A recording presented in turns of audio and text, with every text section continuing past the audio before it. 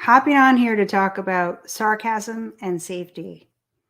I was just tooling around on Facebook and I came across someone who was actually asking a question about her own health because she's a new mom and things are really different with her body. And I can understand that, of course. She's finding that she's having a really hard time focusing and remembering all the things on her to-do list. And so that experience for her is that she used to be able to think of like, 6 things in a row that she was going to take care of. And she could remember all of them and keep track of all of them. And now she's just can think about one or two, and then she forgets the other two and can't get to them in time, or the timing's all screwed up.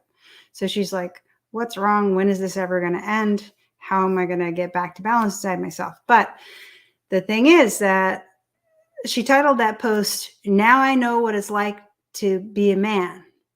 And she finished her discussion with saying, now I know what it's like to be a man, because now I actually have to stop what I'm doing in order to listen to my husband if he's talking to me, because I can't actually do what I'm doing and listen to him at the same time. So I can only do one thing at a time. So then she's like, ladies, don't expect your man to be able to walk and chew gum at the same time. So this was kind of, she had a humorous presentation in the beginning, but it turned out to be kind of derogatory, and made me want to bring this up and talk about this, because respect is so important to emotional safety. And sarcasm is a form of self-expression that some people think is cool. And it's actually it can be really, really toxic. It's usually really, really toxic.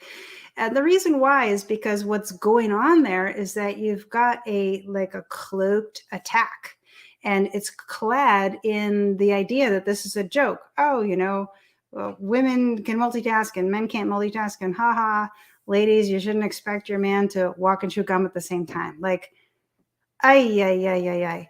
But because it's clad in a joke, it's supposed to be funny, then that means you're not supposed to question it. You're not supposed to get defensive. You're not supposed to say, hey, that was really rude, what you just said.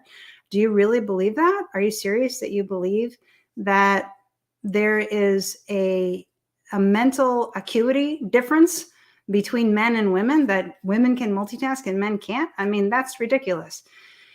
What it also brings to mind is this idea of roles and differences. There are differences between men and women, but they are not that big a deal. The differences between men and women are not that big a deal. The main thing that matters is that we are all souls that have an inner relationship with love. Either that relationship is that we are connected and aligned with love, or that relationship is that we are not connected and aligned with love, maybe don't even know how to do that. That affects our behavior and how we show up in each moment more than anything else. When we're not connected with love, then we cling to beliefs and organizing our world in terms of ideas like men are from Mars, women are from Venus, and women can multitask and men can't. But the main thing is that what I'm feeling inside her, the fact that she's willing to say something like that, clues me into the high likelihood that she's actually got some real grievances with her husband. And she is inside that kind of casual, funny, passive-aggressive cloak dagger move. There's some real anger. There's some real frustration. And taking your own frustration out in indirect and joking ways is really not helpful. It's potentially highly damaging to your relationship. So it's so important to cultivate gentle honesty, to clean up the grievances and misunderstandings that come up in the relationship as they come up, or clean them up soon after they come up. Like, don't let them get stuck under the rug and then accumulate and then come out in passive aggressive, sarcastic jokes like that one. If you want heartfelt intimacy and deep spiritual connection in your relationship every day, which is what I specialize in empowering people to achieve, the quality of your communication really, really matters. You really want to treat your partner with gentleness and respect and kindness and appreciation all the time, all the time. And if there's an unresolved issue, then treat yourself and your partner with kindness, love, and appreciation by setting aside the time to actually work on that issue, to discuss that issue and resolve that issue, so that that issue is not causing this angry grind underneath the surface that tempts you, or, you know, tempts people to vent that frustration in humor or in other ways. It's so important to taking care of the relationship, to pay attention to communicating in a gentle and kind way, and to directly scheduling time to take care of the things that would frustrate you and tempt you to communicate otherwise. Because heartfelt intimacy and deep connection with your partner is dependent on a space of emotional safety, and also a sense of mutual admiration.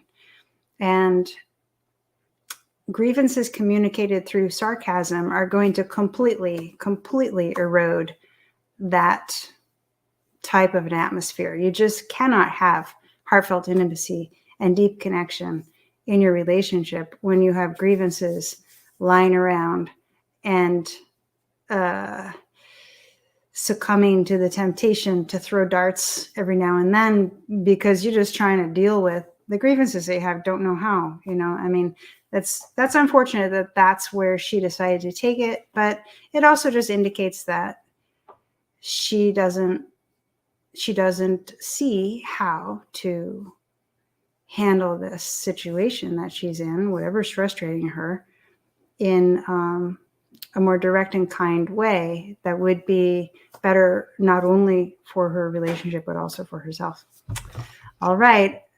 If you've got any questions or anything that you would like me to address, kind of like this or different than this, but other issues that come up in your relationship, feel free to shoot me a message or comment on any of my videos, and I'd be happy to talk about that in live, whatever it is you got on your mind. All right. Have a great day.